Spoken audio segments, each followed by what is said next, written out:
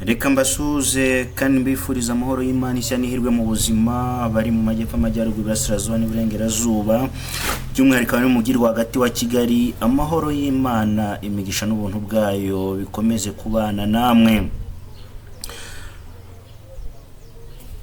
Ni tariki 12 z'ukwezi kwa gatatu umwaka w'ibihumbi 2026 na makuru yo kuri Iris Rwanda murambabarira. Ni tariki 13 z'ukwezi kwa gatatu 2026. Ni inkuru cyangwa se ni inkutuye kwageza isa 4:45 na makuru atari meza na gatoya nkuko ejo mundi twashinguye Habimana Bonaventure wari wahitanwe ni modoka ye, dore ko imodoka yari yaguyemo abantu batatu harimo umutandiboyi wiwe ndetse hakabamo n'umutandiboyi na Habimana ndetse n'undi bari bafashe aho bita kuri base ukora amawaya cyangwa se ukora amatara.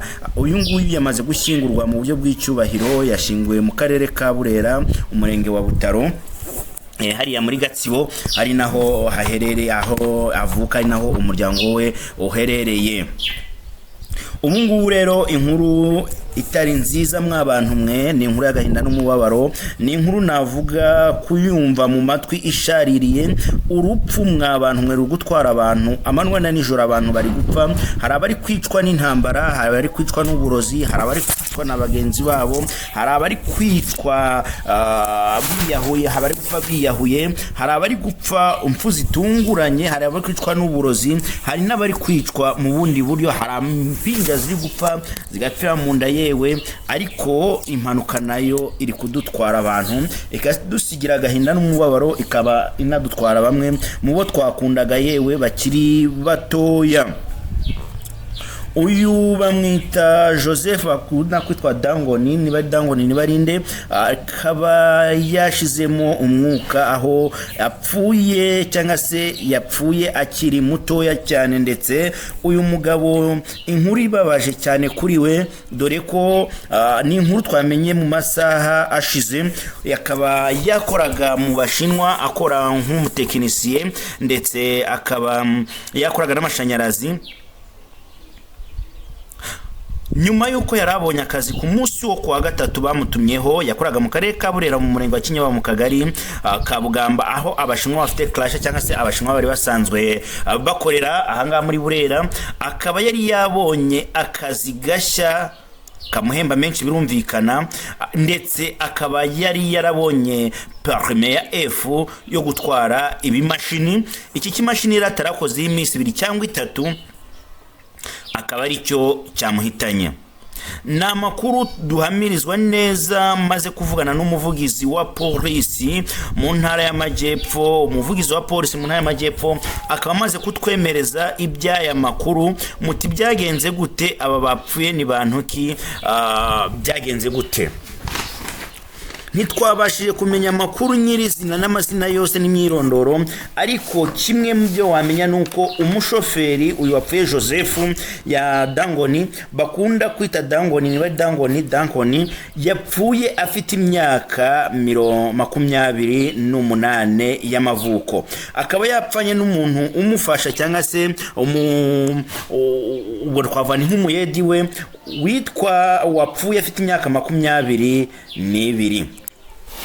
Baguye he rero? Baguye hehe? Baguye mu karere ka Nyamagabe, umurenge wa Rusebeya, mu murenge wa Rusebeya, akagari ka Rugano, mu mudugudu witwa Gisizi. Akaba uyu mugabo wapfuye imyaka 28 w'umushoferi asize umugore n'umwana w'imyaka 6, dore ko uyu mugore we bashakanye mu mwaka wa 2019, aho ejo bundi umwana wabo bari gucelebrating anniversary y'imyaka 6 uyu mwana yari afite. Uyu mwana rero akaba asigayanye imyaka 9, akaba asiranye na mama we umubyara, twavuga ngo abaye imfubyi nawe akiri mutoya. amwe mu makuru twabashe kumenya nuko Dangoni yahagurutse mu Kinyababa ku munsi wo kuwa gatatu yerekeje mu karere ka Nyamagabe gukora ibizame cyangwa se ikizamini cy'akazi kugira ngo arebe ko yabona akazi ko gutwara F. Ni bisanzwe umuntu wese iyo yabonye akazi cyangwa se guteganya kujya mu kizamini cy'akazi nk'uku nguku abatekereza cyane ko ari urugendo rwo kuva mu ntara y'amajyaruguru werekeza mu ntara y'amajyepfo, abatekereza ukuntu azabaho, ukuntu azarya, ukuntu azaryama. Ibi ngibi kimwe n'abandi bakozi nk'uko twabiganirijwe n'umwe mu bantu bakoranaga bya hafi, bari benshi batekereza ko aberekezayo kuko ni umuhanda uri gukorwa hagati ya Rusebeya na Mushubi, uhana imbibi hagati ya Musebeya na Mushubi. Uyu rero we yari yamaze kubona ibisabwa byose, aragenda nk'uko bisanzwe kwa gatatu, agezeyo akora ikizame, agikoze aragitsinda. Ikizamini amaze kugitsinda bamwemerera akazi, yewe ndetse bahita bamuhereza imashini bati akira tangira akazi. Uyu mugabo Joseph cyangwa se Dangoni yarasanzwe yimenyereza ku mashini za hano mu Bashinwa zihereye mu karere ka Burera, ari naho yarasanzwe akora akazi k'ubutekinisiye ndetse akaba yarabimenyereye abimazemo igihe kirekire. Uyu mugabo rero uko byaje kugenda bamuhaye imashini, yewe ibitengu byagwaga mu muhanda nk'uko umuvugizi wa polisi abashe kubitubwira, abikuramo nk'uko bisanzwe. Akaba yari yakoze ubwonge nikewe n'uyu nguyu wamufashaga. Ubwo byari bigeze mu masaha y'ikigoroba, imvura iri kugwa, ibitengu bikomeza kumanuka mu muhanda hariya muri Musebeya, nibwo bagezaho baraparika kugira ngo barebe n'ikirere ukuntu kimeze. Ariko nkuko baparika murabona hari ukuntu imodoka z'Abashinwa zizamukiye mu musozi hejuru, bamaze guparika ubwo byumvikana wenda bari bugamye imvura irimo kugwa. Niko umusozi watangiye kwika kandi bari mu musozi hejuru, ubwo birangira imashini iguye hafi muri mu kilometro. Numva nimvuga ikilometro bara metero 100, wongere bare metero 100, wumve ikilometro uko kingana kugira ngo imashini yike iturutse mu musozi igere mu kilometro kimwe, kugeza ubwo bahaburiye ubuzima. Ndetse amakuru ari nuko imashini itaravanwa muri uwo musozi yaguyemo, dore ko yaguye hasi mu manga, ndetse bishobora kugorana kuza kuvamo wenda kubw'amahirwe menshi.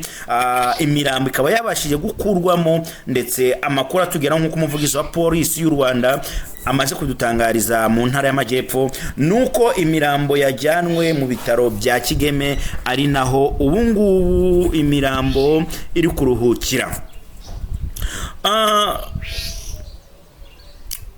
Bikanye n'imodoka cyangwa se ikimashini kibagezamo hasi,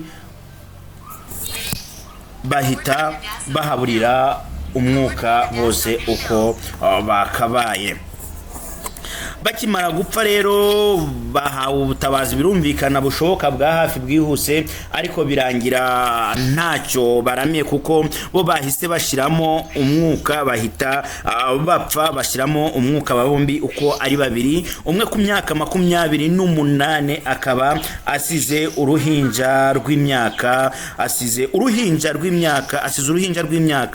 cyangwa se asize umwana w'imyaka 6, akaba asize n'umugore we nk'uko bivuga ngo bakomokaga ikibungo hariya mu ntara y'amajyepfo mu karere ka Kirehe, ariko bakaba bari batuye babana n'umuryango hano mu karere ka Burera mu murenge wa Kinyababa. Ariko umugabo akaba aguye mu majyepfo, dore ko ari ijoro rimwe ryari rishizemo babanye cyangwa se batandukanye, agiye gukorera, asize umugore mu Burera, agiye gukorera hariya Nyamagabe mu karere ka Nyamagabe mu ntara y'amajyepfo mu murenge wa Musebeya nk'uko amakuru dufite kugeza izi saha abivuga.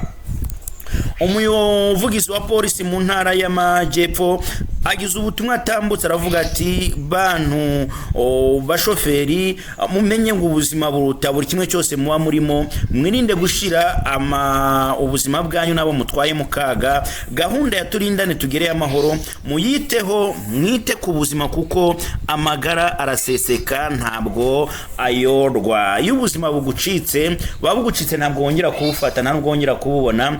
Ubuzima iyo bunyanyagiye, ubuzima iyo bumaze gusesekara, ahawe rwose haba harangiye. Bashoferi bagenzi banjye, yagize ati turi mu gihe kibiza, turi mu gihe cy'imvura nyinshi, ibiza ni byinshi biri kudutwara abantu, mugerageze kwigengesera aho bishoboka, mu parike ushaka kujya gukorera ibyo bihumbi 10 ariko bikarangira nabyo utabiriye ukaba wahasiga ubuzima bwawe. Tunashimire ishami rya polisi cyangwa se dushimire umuvugizi wa polisi mu ntara y'Amajyepfo kuba yabashije kuduhereza ubu butumwa ndetse akaba yabashije no kutugezaho iyi nkuru nk'uko biri no mu nshingano zabo gutangira amakuru ku gihe, ndetse tumushimira ubutumwa bwiza yabashije gutanga. Bantu mukoresha umuhanda rero mukomeze kurindana mugereyo amano nk'uko gahunda ya polisi ibivuga.